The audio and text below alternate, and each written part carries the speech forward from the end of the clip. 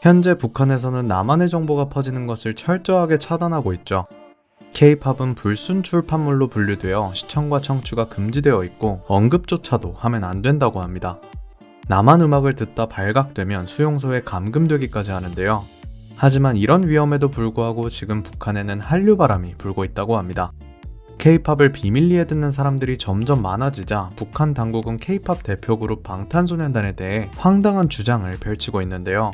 지난 13일 북한 선전 매체 아리랑 메아리는 다음과 같은 제목의 기사를 보도했습니다. 남조선 가수 방탄소년단은 대기업에 예속되어 비참한 생활을 강요당하고 있다. 대체 북한에서 방탄을 이용해 어떤 선전을 하고 있는 건지 지금부터 함께 알아봅시다.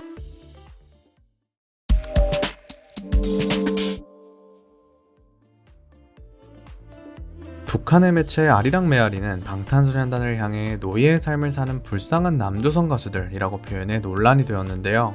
대다수의 청소년 가수들이 초등학교, 중학교 시절의 어린 나이에 예술 관련 대기업들과 전속 계약을 맺고 가수 교육을 받고 있다고 보도했습니다. 이 과정에서 아이들이 기업의 꼭두각시가 되고 자신의 의견조차 내지 못한 채 노예 같은 삶을 살게 된다는 이야기였는데요. 편향되고 왜곡된 주장으로 방탄소년단을 연민의 대상으로 만들고 있습니다. 북한 정부는 방탄소년단과 빅히트 등 K-팝 산업을 과장해서 비난하고 있는데요.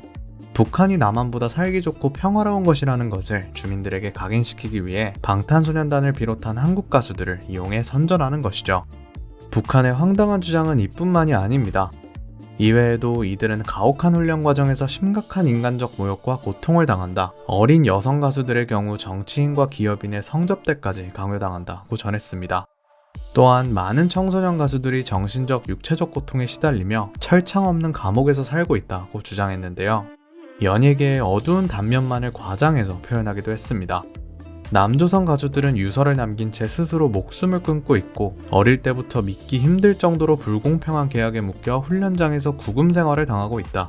악랄하고 부패한 예술 관련 대기업 사장에게 몸과 마음, 영혼까지 빼앗기고 노예로 취급당하고 있다고 전했습니다. 한국경제를 통해 이 내용이 보도되자 많은 네티즌들이 분개했는데요. K-팝과 관련된 허무맹랑한 주장이 북한에서 나온다는 게 어이가 없다. 남한에서의 삶이 아무리 힘들다고 해도 북한보다 끔찍할까 등의 반응을 보인 건데요. 북한에서도 방탄소년단과 블랙핑크를 안다는 사실이 놀랍다는 네티즌들도 있었습니다. 아무리 정부에서 차단을 해도 남한 문화에 대한 관심이 끊이지 않고 있다는 것이 신기하기도 합니다. 이에 대해 북한 전문가들은 K-팝의 세계적인 인기를 북한에서도 인지하고 경계하고 있다고 해석했는데요. 이에 K-팝 산업의 일부 문제를 과장해 비하하고 있다고 말하고 있습니다. 특히 보도 시점인 13일은 방탄소년단의 그래미 어워드 공연 전날이었다는 점에서 더욱 이러한 의심을 사고 있는데요. 방탄의 인기가 북한까지 확산되는 것을 사전에 방지하고자 이런 부정적인 내용을 보도한 것이라는 생각이 드네요. 한국 가수들을 이용해 황당한 유언비어를 퍼뜨리고 선전하고 있는 북한. 어떻게든 상대방을 깎아내리려고 하는 이런 모습은 비겁해 보이는데요.